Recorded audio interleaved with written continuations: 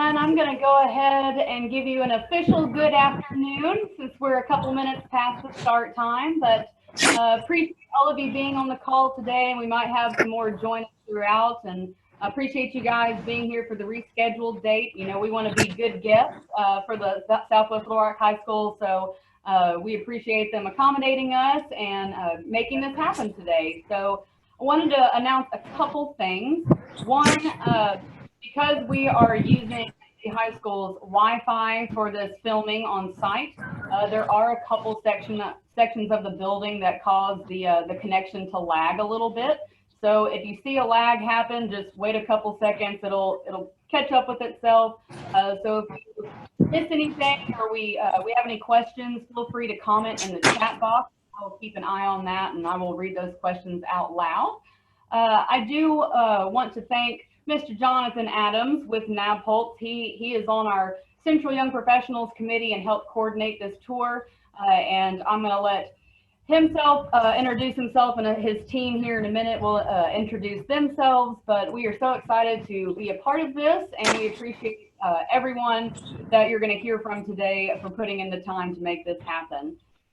Also, for those of you that are just joining, you know, we have some crazy weather going on here in Central Arkansas. So again, if you see lightning or hear a bunch of thunder, I apologize, but we'll try not to let that get us down. But this session is being recorded today. So if anybody wasn't able to make it, we will have a link that will be sent out that you can forward along. But other than that, appreciate you guys being here. And Jonathan, I'm going to pass it over to you, my friend. So welcome to Southwest Little Rock High. Well, thank you, Megan. I'm going to do my best to be a cameraman today, so switch hats a little bit. But I've got members of the Nabholz team and Polk Stanley Wilcox team that have been working on this now for what, 3 years, 2 years? Since 2016. Okay. Well, I'll let them introduce themselves kind of one at a time. They'll be the ones that'll lead the tour today. So we'll got quite a few stops. I think they're doing the teacher orientation today, so we may have some folks kind of moving in and out, but bear with us if we have some low spots, as Megan had mentioned, but I'll let Bert start. Yeah, Speak loud. I want to give credit to Doyne Construction. Give credit to Doyne Construction and Carson Construction. This was a three-way joint partnership between Nabholz and those guys, so just so you all know that as well. I was the Nabholz project manager on the academic buildings where we're going to start out the tour. And we had several other Nabholz project members and members of those other construction teams as well. So give credit to those guys. I'm Tony Wire with Polk Stanley Wilcox Architects, and I work on the interiors for this building alongside my member. Sarah Biddings. I'm architect with Polk Stanley Wilcox Architects. Kara Lathan, I'm a project engineer with Nabholz, and I actually worked on a little bit of all the buildings underneath the project managers pretty much since we started. So we're going to start out going in the academic building and just walking down the main classroom corridor. All right. Awesome.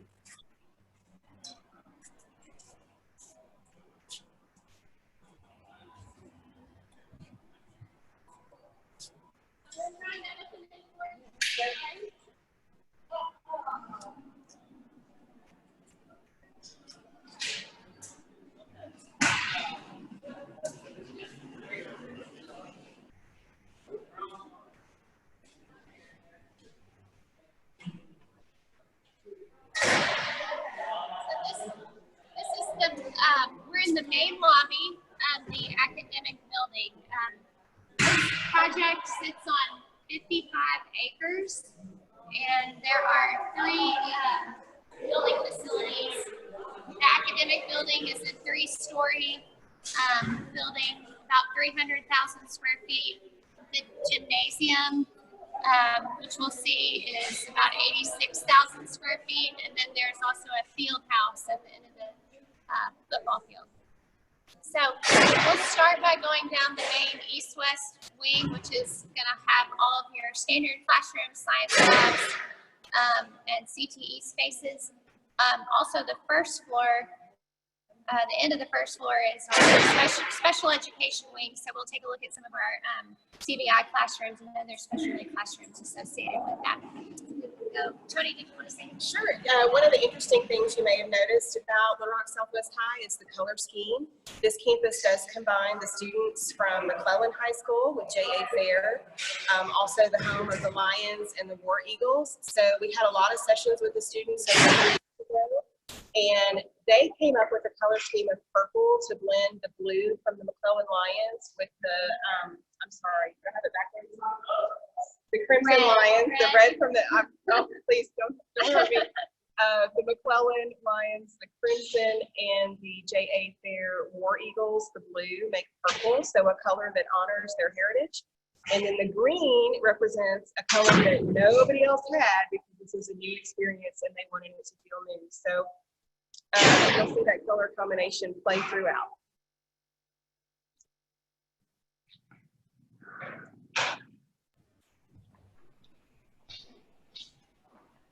They are on the move.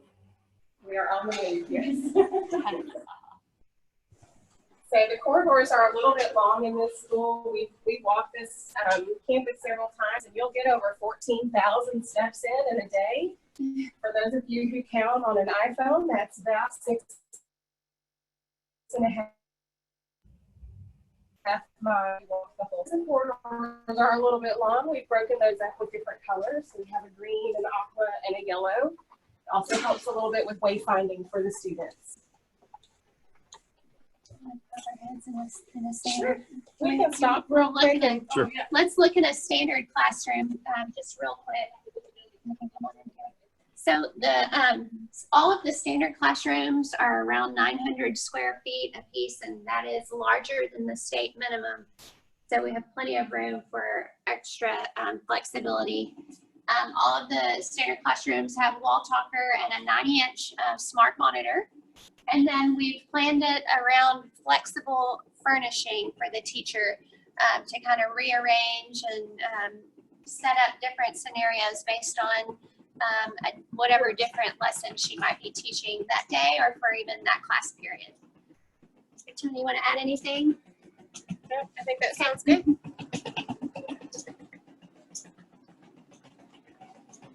So as Sarah mentioned, one of the pedagogies that the district wanted to embrace is not just you can poke your head in and even see a different classroom arrangement here. We want to allow the students and teachers to rearrange on the fly. They can even pull these desks into a collaborative mode right in the middle of class.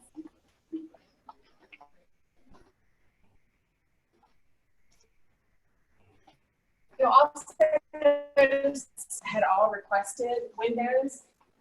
Old school thought is that we think sometimes those can be a distraction, but research tells us that after about a 2-week introduction period, that staff get used to the windows, they're not as distracted. And exposure to daylighting and views of nature can actually increase your and has positive impacts on your IQ and your ability to concentrate and learn. So we're in one of 3 different hubs, as we call them, that are just kind of our lobby areas where we have our main verticals for the classroom wing. Both of these stairwells have skylights at the top, and they both are adjacent to our collaboration stairs, which we'll take a look at in a minute. Those work to pull a lot of sunlight into these center spaces.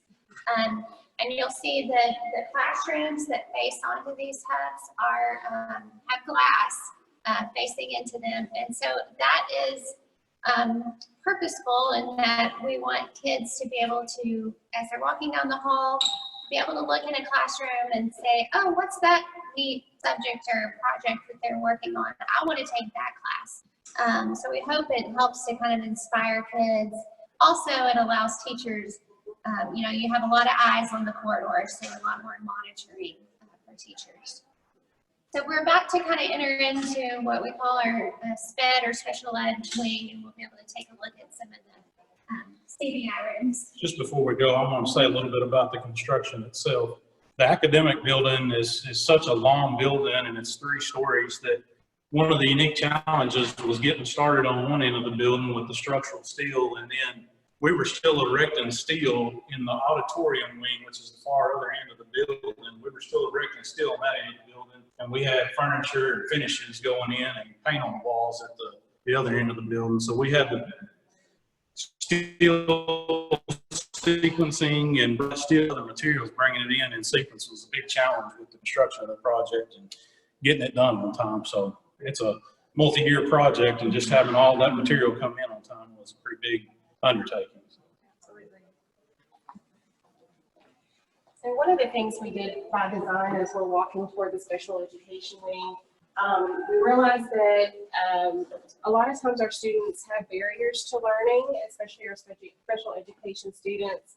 They often have to have occupational therapy, physical therapy, speech therapy interventions during the day, and it's just so much easier if we can provide those here on campus so that they don't have to leave and so that they're getting a fully well-rounded experience. We also took spaces, so just part of the crew. Just yeah, we can step into a classroom. This is a CBI, or community-based instruction room.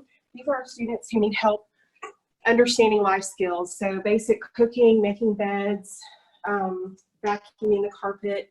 The teachers in this department requested more of a studio apartment type feel. You'll see there's a lot of space too, because this is a classroom where if we have any students who are wheelchair bound, there's plenty of room for them to move around and not feel constricted. Everything is mobile and flexible, but also sturdy. Sarah is demonstrating a Murphy bed here where they can pull a bed down and learn how to make the bed and work on their hand-eye coordination and various skills. So the kitchen, it may even be nicer than my kitchen at home. Everything we try to do to be at the top end of technology today so that it'll be flexible and usable for them for years to come.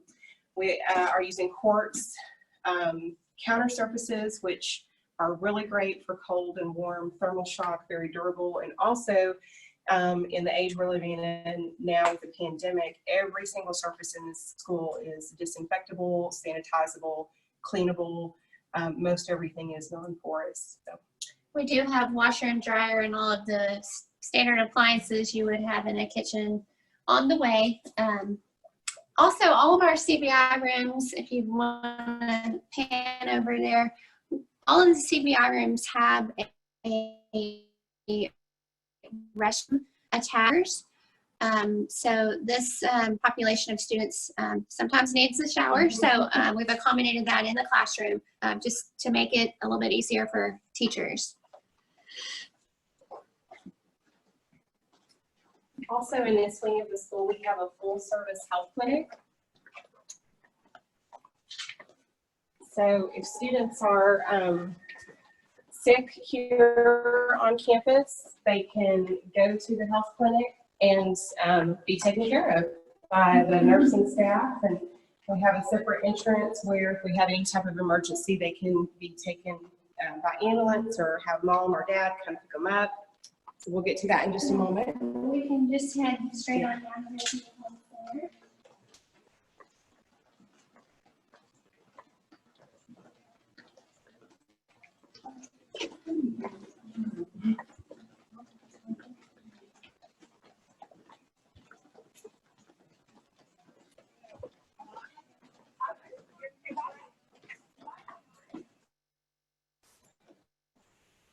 So one of the other barriers to learning was just students who are sick and not able to attend school. So again, trying to remove those barriers and provide health care right here at the campus so that there's never any reason why they can't come and attend school. One thing that was really important to the district was what you call wraparound services. So that's kind of part of the design for the health center. We have spaces for group counseling.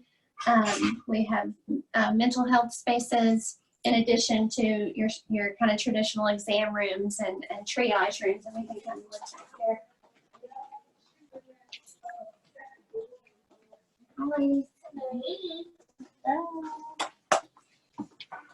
So we have a triage bay as well as two exam rooms. So should look pretty similar to the doctor's office. And if you walk all the way around the corner there, there's a little lab for the nurses.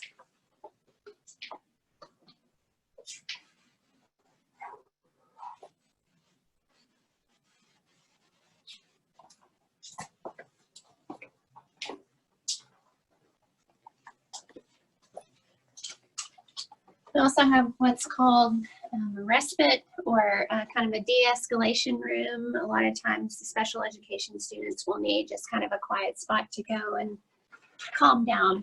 So we have that for them here.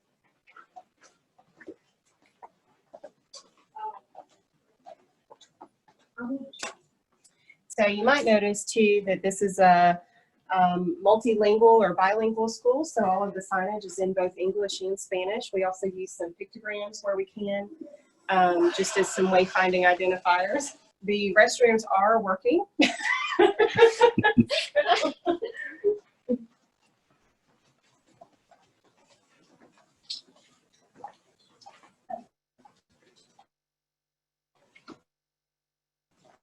And because there's a bit of extra time in our special education students either loading into their vehicles or getting out, whether it be by bus or by car, we have a separate covered entrance just for them that is a little bit off of the bus line here so that they can have the time that they need to get out and come on in.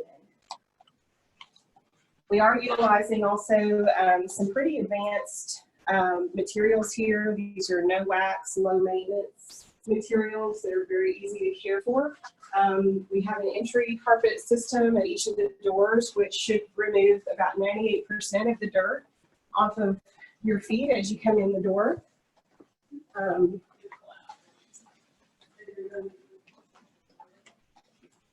kind of a neat shot looking at the It's hard to see a little bit of the sky there.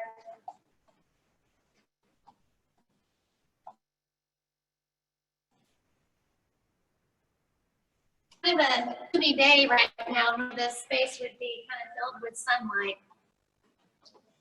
I think one thing we wanted to do too when you see the school is to celebrate the structure and some of the raw elements. So we have this juxtaposition of both the polished materials with some of the more rugged materials. So you see the concrete of the stair, you see the metal panel, you also see the structure that's holding up the building. So I guess the architecture team has a secret desire that we might be able to recruit a few people into our profession by getting them interested in seeing how the building's put together.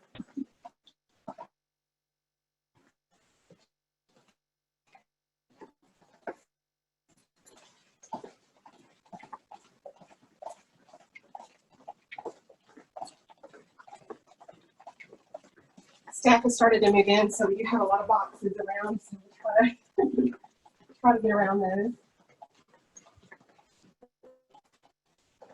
Hopefully I'm not making anybody seasick yet. Sure, we can take a look at one of our science labs.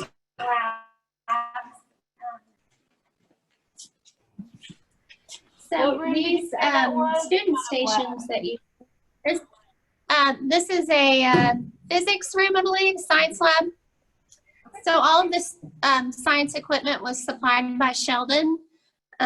These student stations actually raise and lower, as well as the teacher demo desk. It raises and lowers depending on what kind of experiment you're doing. You may want to stand rather than sit. If you're having a test, the teacher may want to lower all the desks to a seated position. So again, we're just trying to provide as much flexibility for teachers and students as we can.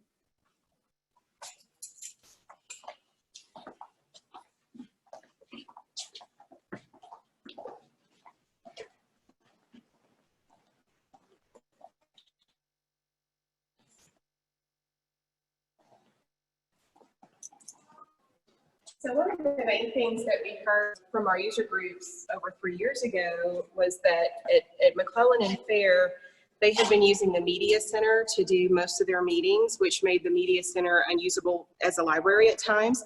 And so in this school, we've really developed a lot of extra spaces for collaboration and breakout so that meetings, seminars, and presentations can happen outside of the media center. And I'll let Sarah talk about the collaboration stair and the thought behind this.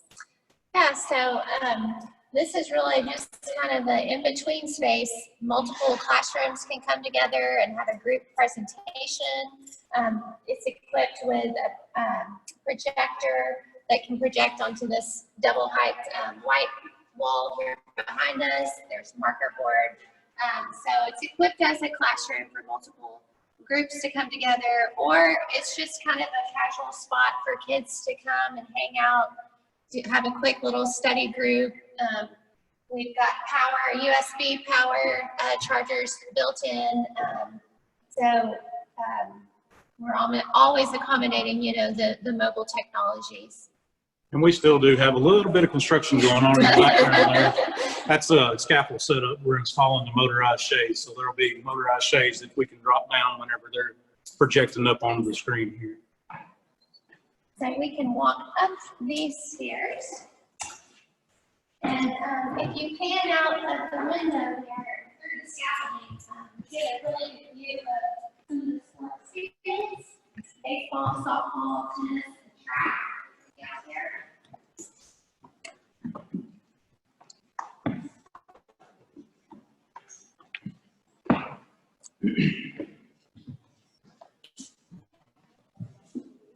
We are using some acoustically absorptive materials in here as well. We've got a very high grade of acoustical ceiling in the corridors, and the cork floor on the collaboration stairs should help tamp down the noise a little bit too.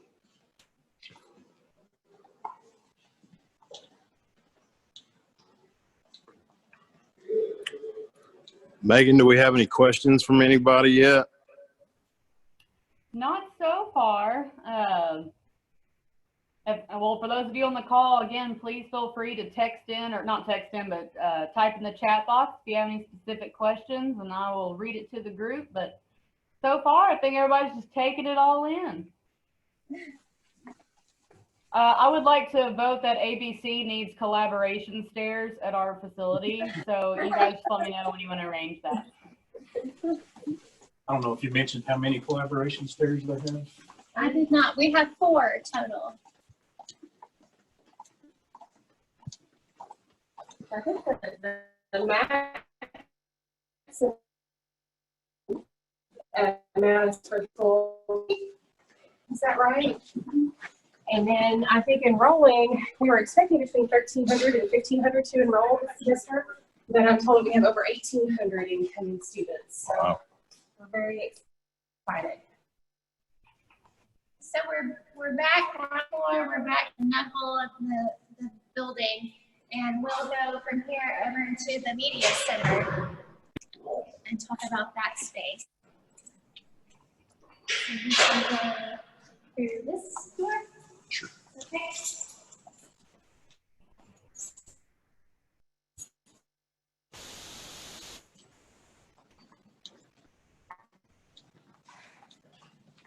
One thing we've noticed is all across the country that libraries are suffering from a perception of being outdated and maybe antiquated, but I think there's still a place for books.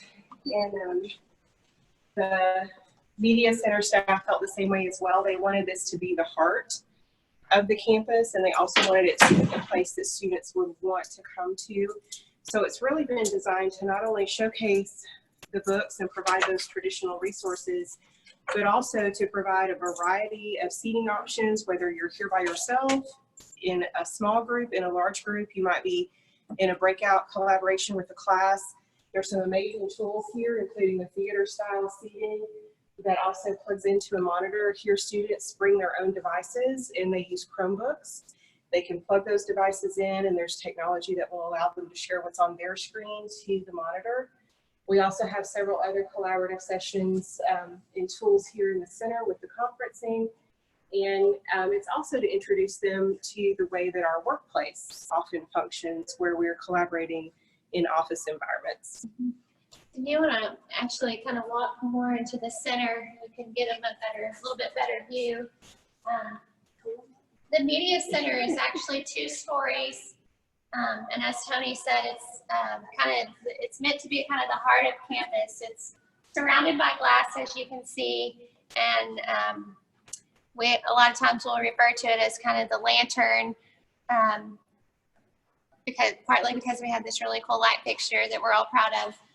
But again, it's just, we want everybody to be able to, as they're moving throughout the school during their day, they always have a view of what's happening in the media center, the energy, and just people learning. So we hope again that it's just another thing that inspires kids. So there's also a certain level, there are definitely some pieces throughout with the furnishings that are meant to stay. They're not easily movable, but there's a lot of hackability built into the spaces as well. So some of these other chairs, although it hurts my little OCD heart to see anything an inch out of place, but they really are designed so that students can make these their own and huddle together and create new groups. All of the low bookcases are also on a weighted caster system so that the staff can move these around fairly easily.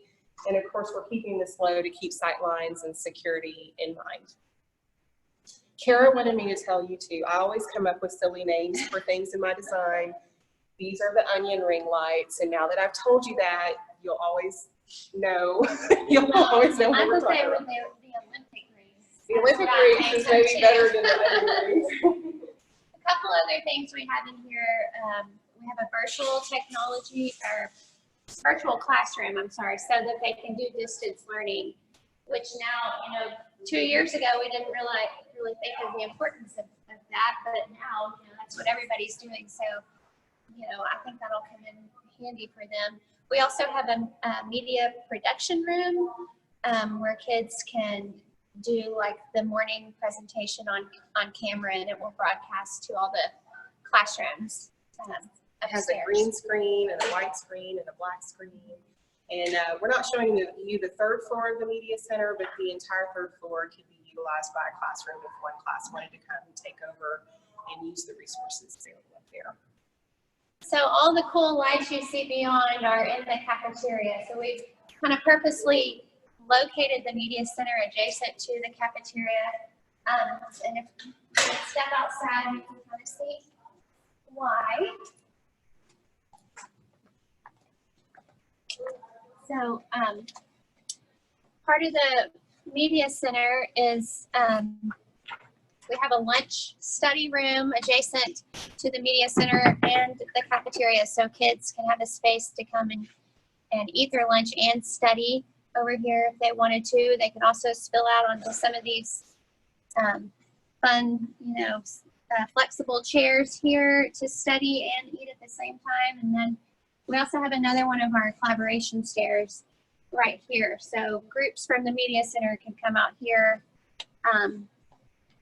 for a group conversation or lesson or what have you. And then, this is also double duty as just kind of casual seating for the cafeteria. One thing we did too in designing the cafeteria, I'm one of those students who always hated the first day of school and not knowing who I was going to sit with. And maybe I've incorporated that into my design style a little bit, in that I always want to provide a lot of flexibility in furnishings in an eating scenario. So sometimes we know students they can go from being a loner to being social all in the same day. So if you feel like just being here by yourself, we'll show you some spaces where you can come and just eat alone. Again, if you want to be in a small group, you can do that. If you want to be in large groups. So there really is a place for everybody to have respect and dignity and be together in a social setting with a lot of different options and variety. The kitchen and serving line itself, and you can kind of see that beyond there, was set up kind of like an airport where a mall food court might be. So they will be able to have multiple different food options. That was very important to kids, to have lots of different options, as well as grab and go type options. So it's a pretty slick setup. I'm excited to come have lunch here on the first day of school. So we can, let me mention a couple more things before we move along. real quick, these 3 windows that you see beyond above the serving, those are actually art rooms. And so again, it goes back to our desire to want to give kids exposure to things they may not have ever thought about before. So hopefully, we envision those glass, tons of artwork being displayed behind the glass there. And as you're down here eating, you may look up and see some really beautiful artwork and want to take that class next semester. Also, you can see the fun lights. This is set up with fully functioning AV. So the district could rent this out and host events outside of school hours if they wanted to. It also opens on the east side to what we call the Spirit Zone, which is right outside of the football field. So it gives the opportunity for like tailgating events. And then on the west side of the cafeteria is the bus drop-off. So we located the bus line right adjacent to the cafeteria so that kids could jump off the bus in the morning, go straight to the cafeteria, get breakfast, get energized, and get ready for their day. We had a question. Is this 9th through 12th? And what did you say the enrollment was currently? I think it's about 1,860-ish, give or take. And it is 9th through 12th. Mm-hmm. Well, it has the capacity to support 2,250 students. So we're going to walk across the bridge, what we call it. This is still part of the cafeteria, and you'll see some different seating options up here as well. One of the things that the students really hit upon too was that in their other school facilities, they felt really siloed. And so even though programmatically we've done similar things by having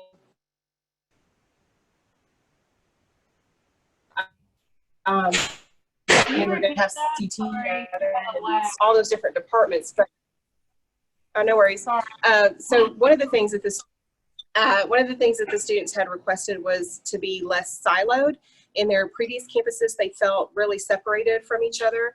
The whole concept of this campus is really to see and be seen and to feel that connection. So that's why you're seeing so many open spaces, and you're also seeing a pretty intimate relationship with the building to the football field, so that there's less of that feeling of separation between the athletics and the academics. We're sort of trying to provide equal focus to all of those programs and really elevate and respect all of the different departments in the campus. So Kara wanted me to point this out. This glass wall does face west, which, as you know, presents a bit of a energy savings or a heat gain issue, I should say. So a couple of things we did to mitigate that. If you walk closer, you can kind of see we do have a linear frit on this glass, which really works wonders to hold down the sunlight through here. I've been pretty amazed at how well that works. And then outside we have these perforated metal fins to block a little bit more of that sunlight. So this is an extra spillover space for students to spend lunch. Right now there's a little bit of work happening on the ceiling below this railing, so these are pulled out, but they'll push back in. Again, we've got stations here where whether you're here by yourself or with another friend, you can line up at the bar, plug in your device, charge while you eat. Like Sarah said, some of our ideas for this space were inspired by some of the higher end airport kiosks and seating modules that you're seeing in some of the larger urban airports. Let's poke our head into just this first art room, just real quick.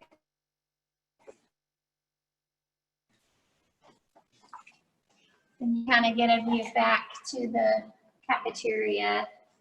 And these rooms are just really meant to be durable and get messy. And we are looking forward to the creative mess that will happen here, and know that these will have paint on the floor and drawings on the wall and everything that you want an art studio to be.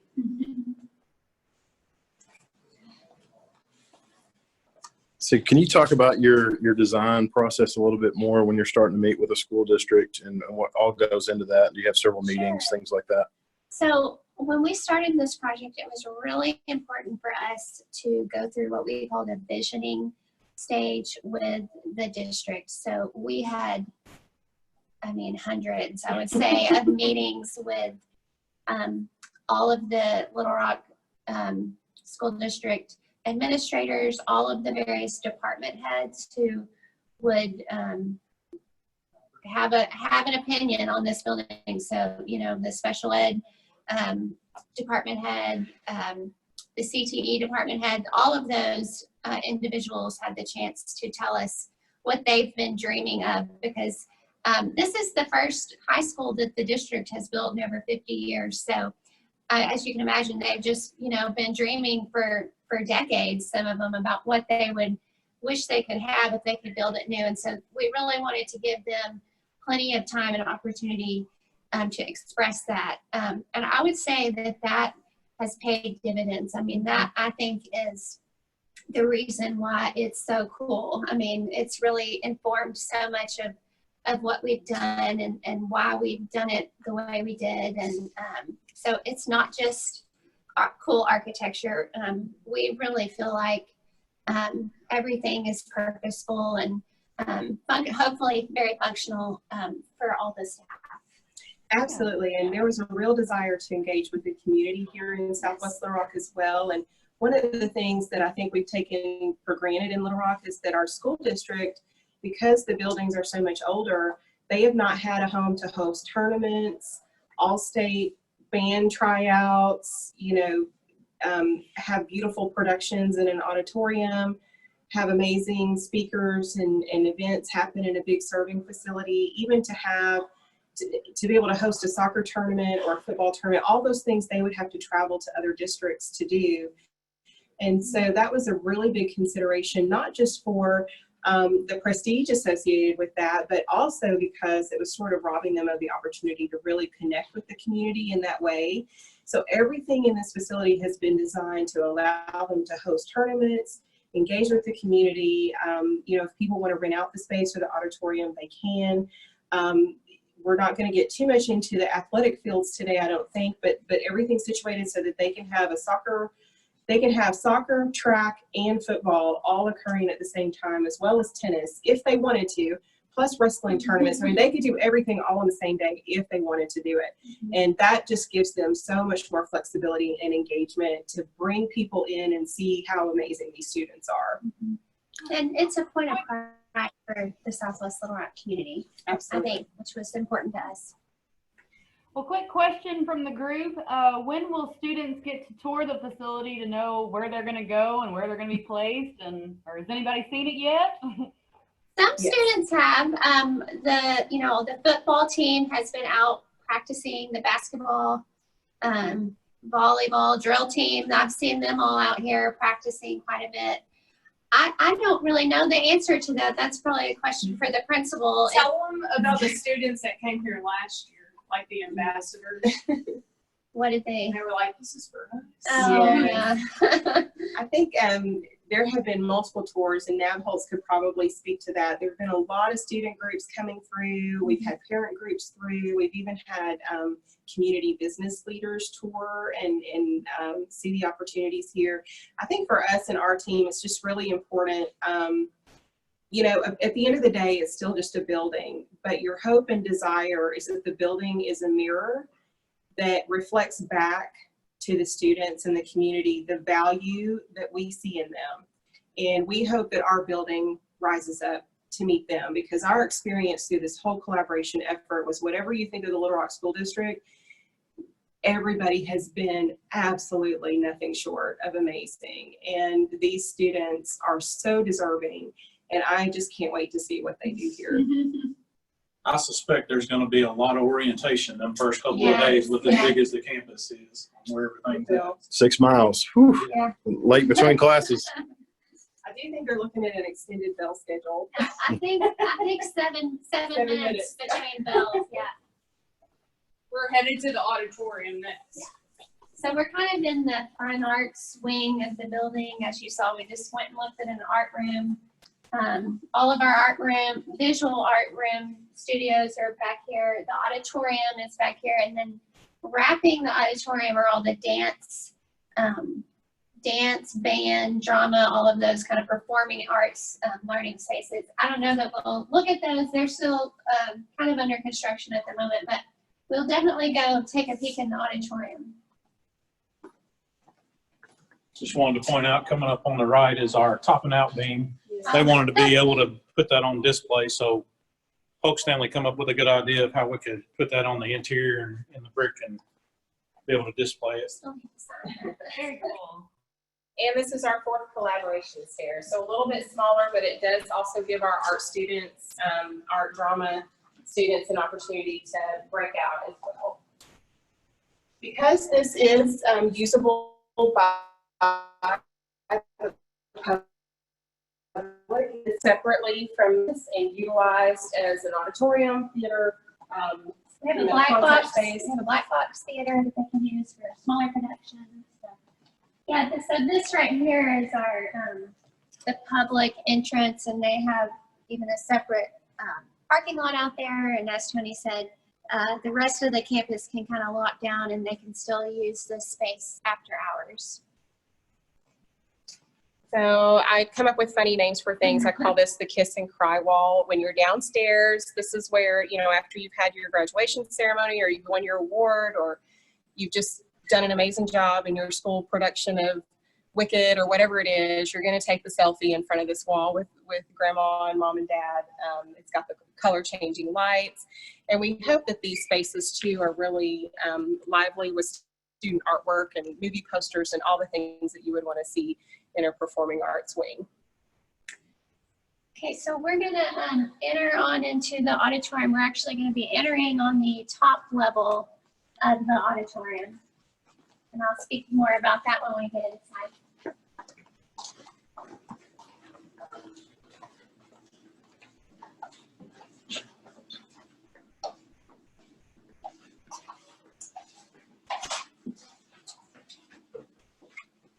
We have the Christmas lights on for you today. That should normally just be green. So this is the Griffin Auditorium. It seats 1,200. The architect in our office who designed this actually worked very heavily on the design of the Robinson Auditorium. So it is a professional grade auditorium. We've got the full working stage and fly loft, several different line sets. We have an orchestra pit, so they can do a true drama production with orchestra below. It's really, we think, very highly designed. Schuler Shook was our theater consultant, who also, as you probably know, has done theaters throughout, across the country. So we feel like this is the top of the line performing arts space for the school, and again, as Tony was mentioning earlier, for the community to come in and use as well. Really, too, all of the experiences and rooms are sort of embedded with multiple purposes. So obviously the purpose of this space is auditorium, but also with all of the rigging and catwalks and highly technical production value, students who are in the drama program here at Little Rock Southwest will also come away with real world working knowledge of how a small Broadway stage works, or even how a big Broadway production works. So the goal is always to have these students be not only college ready, but also graduate with real world technical skills. One thing I just wanted to point out from a construction standpoint, they haven't really touched on this much, but we have a main mechanical room over at the gym that feeds all the heating and chilled water, that it comes to multiple air handlers, VAV boxes throughout. And so it's a big enough campus that you've got a full mechanical system that feeds from the gym and comes all the way through the academic building that feeds all the heating and chilled water to all the auditorium. And so just kind of want to touch on that, about how just really big of a campus it is, and the systems that are involved. Probably a mile's worth of piping all the way over there. And this space is also pretty advanced acoustically, because when you're talking about an auditorium, you have to be ready for, maybe they're going to show a movie, maybe they're going to have a presentation with a PowerPoint and a screen, or maybe it's going to be a concert or a vocal performance. So there's a ton of different acoustical solutions in just this one space to allow it to be modified for each of those production types. Also usable by the community, so book now, right? We're headed to the stairwell over there. Go up to the press box.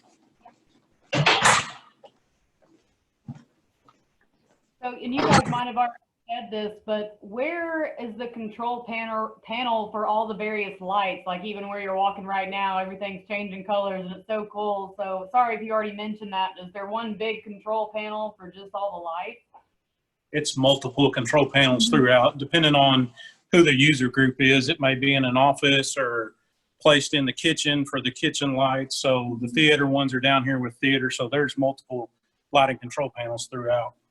And our electricians got really advanced really fast on how to make them chase and colors and how to make them flicker and everything. Electricians have really enjoyed playing with the lighting They're controls. the experts. Something new every day. We do have elevators for public use on the campus. So here's one elevator here in the fine arts wing, and there's another elevator off the main lobby. Are the fire stairs hooked up? Should we use the elevator? Okay. One of the challenges with a brand new campus is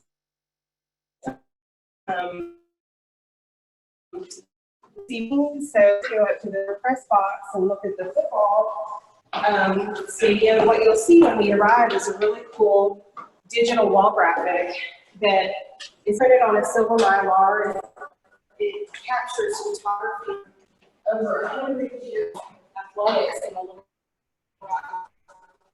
school district. We wanted an athletic image up here, but of course we haven't had a team or anybody yet. So our mascot is the griffin, which is the body of a lion and the head of an eagle. So welcome to the third floor press box, home of the Southwest Griffins. And then all of these photographs that you see are athletic photos from the school district. McClellan, Fair, Hall, Central, and Parkview. I keep looking for Bill Rochelle on here. Where did he go? McClellan. Oh, Wow, we should have So, It cut out a little bit when y'all were in the stairwell and you said one of the biggest challenges is, and then it lagged. So what was the biggest challenge we were talking about? Just from a concept standpoint is what we call legacy building. So it's not every day that you get to build a campus from the ground up when nothing was here, that you get to be on the beginning of the school's exploration into team colors and mascots. And so everything here has been built from the ground up. So we're trying to give that sense of history and provenance to a school that hasn't had any. So that's just what I was referring to. And one of the reasons why we wanted to honor the great athletes in the entire school district, so that we could have some of this ready-made imagery and the feel that we want to evoke, even though we haven't had a team yet.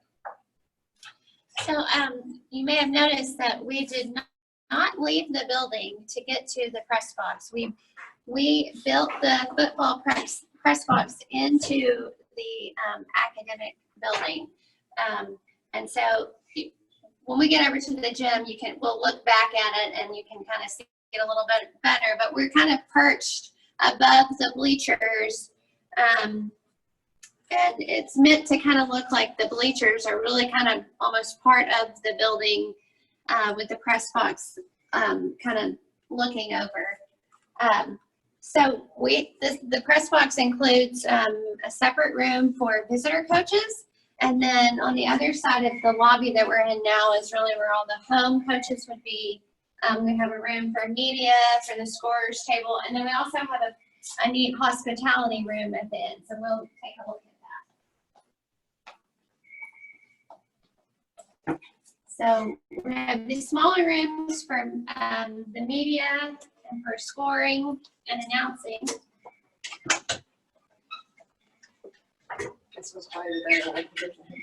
Yeah, I think this is actually the home coaches because we're about on the 50-yard line right here, and then that's announcers, I believe.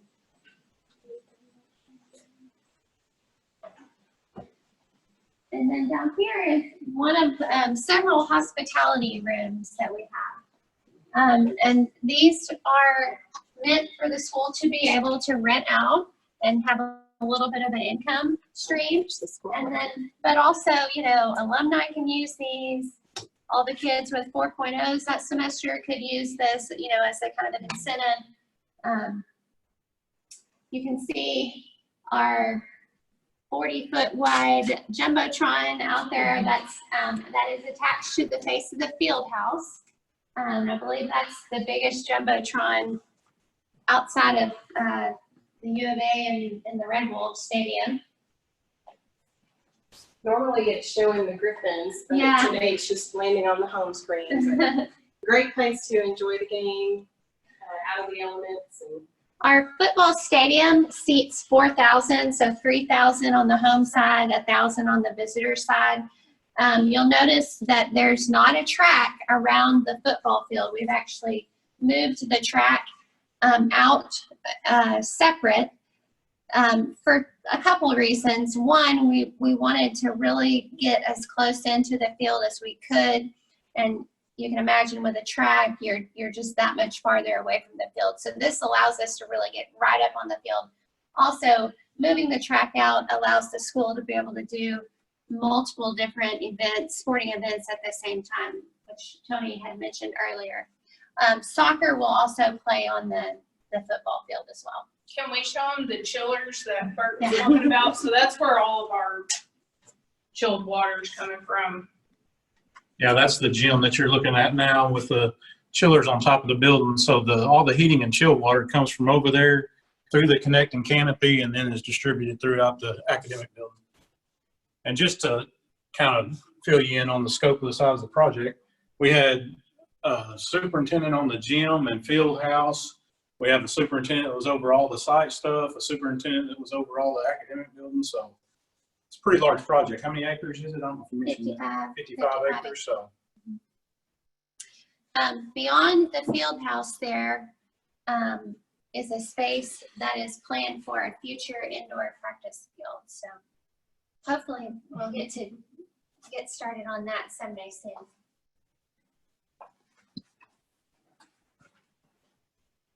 Can we ask Megan how we're doing on time? How are we doing on time? We good on time, Megan? Yeah, it's 4:25 right now, so maybe if we are able to wrap up in the next 10-ish minutes or so, that would be great. But if we need to go a little bit longer, that is totally fine. Let's kind of see. You want to walk through? We're going to go into the there, so we make that on you. You cut out that whole time. The signal's We're really going into the bad. staircase. We may lose you for a second. Okay. No talking in the stairwell.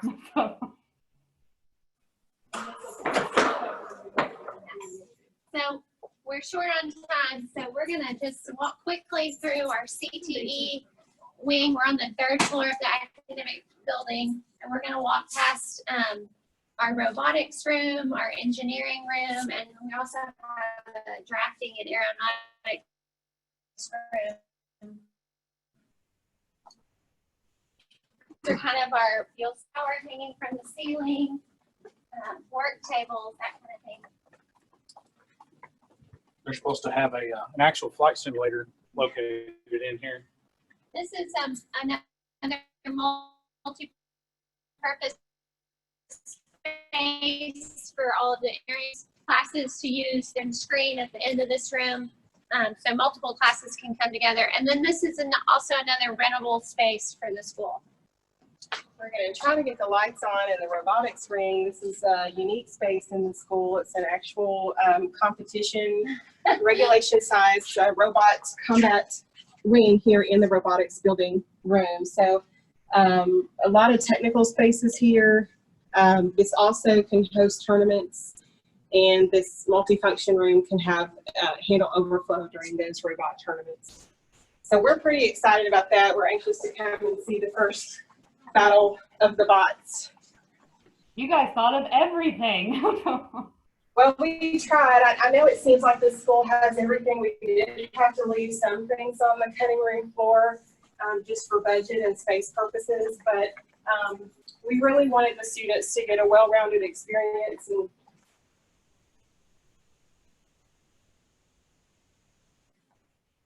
you didn't see it, there's also a textiles classroom that we have dubbed the Project Runway Room, and Sarah and I both have secret desires to go sit in on that class and do a little sewing Project Runway style.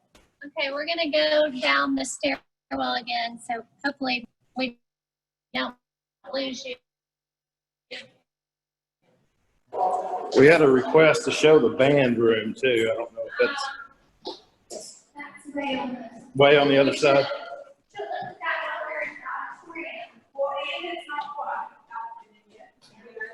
Jonathan, you can just run across campus. You're fine.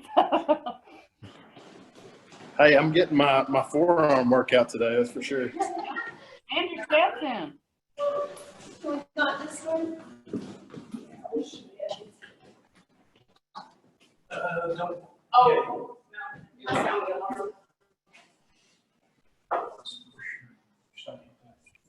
I got it.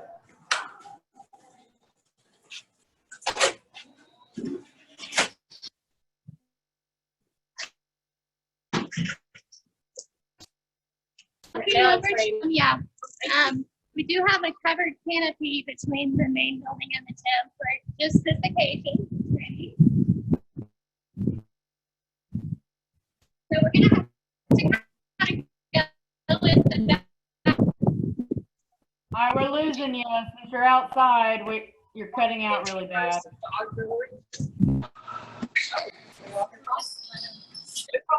We're losing them a little bit.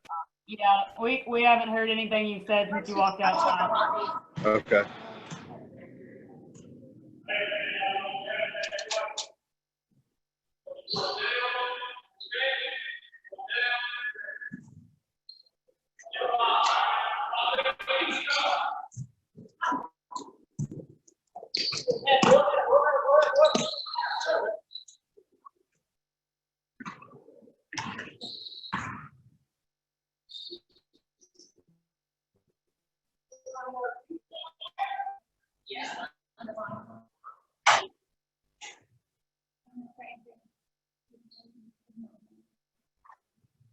So we're kind of taking you in the back way, so you're not seeing the grand lobby, but if there's time, we might be able to end at the grand arena entrance. That's where Mike and Marsha are physically working. Here you can see the Gryffindor logo, basketball arena. And I'm sorry.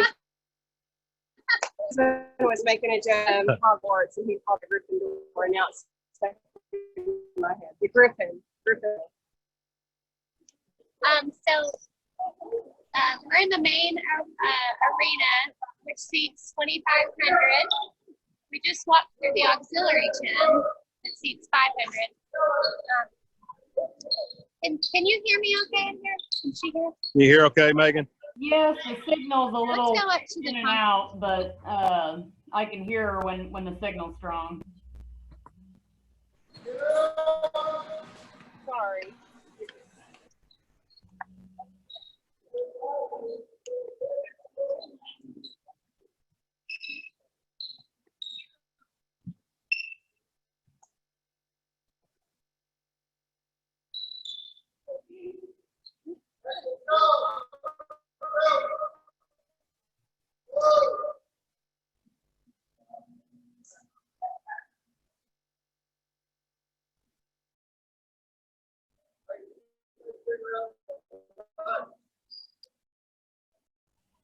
So we have several hospitality room or box seat surrounding the main arena that can be rented out for basketball or football games. We'll look at those.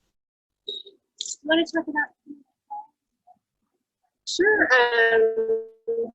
Once again, so when our team was first presented with the challenge of purple and green, we were a little unsure, but I have to say it's become a real favorite. We did have to engage with some customs to get the right shade of green.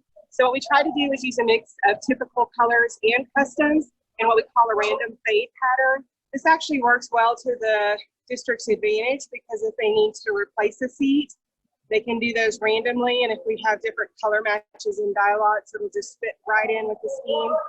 We also really wanted to welcome everybody to American country. We have these large digital walk graphics being extended towards the home team. The upper concourses here have hospitality suites banked on each of the corners. The idea is that these that look over the football field can be engaged both for football and for basketball games. We also have several small spaces that can be used like a conference room during the day. So again, any meetings or high-performing students, however we would want to use those. We've got concessions at either end, as well as restrooms. All of our, what you would call maybe support spaces, all the locker rooms, training room, all of those sorts of spaces, our weight room, they're all tucked under, these are precast concrete risers. So all those spaces are tucked under the bowl to kind of be a little bit more efficient on our spaces. So let's walk. Are you hearing us? Okay. Yeah, it's between whatever weird sounds going on in the background and the connection in this area, we got about half of that, but maybe in one of these rooms it'll be better. Oh yeah, the metal.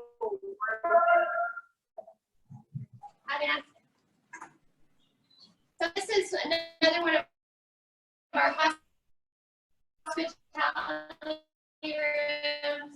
This one you rent out for a basketball game or a football game. As you can see, a great view of the football field. Across the way here, you can kind of see where the main stadium bleachers come up and tuck right under that glass wall there. That's the press box that we were just standing in. That is also an alleyway for food truck deliveries, 18-wheelers to come in, and we have a fire lane that works through here as well. So a lot of efficiency embedded into the design.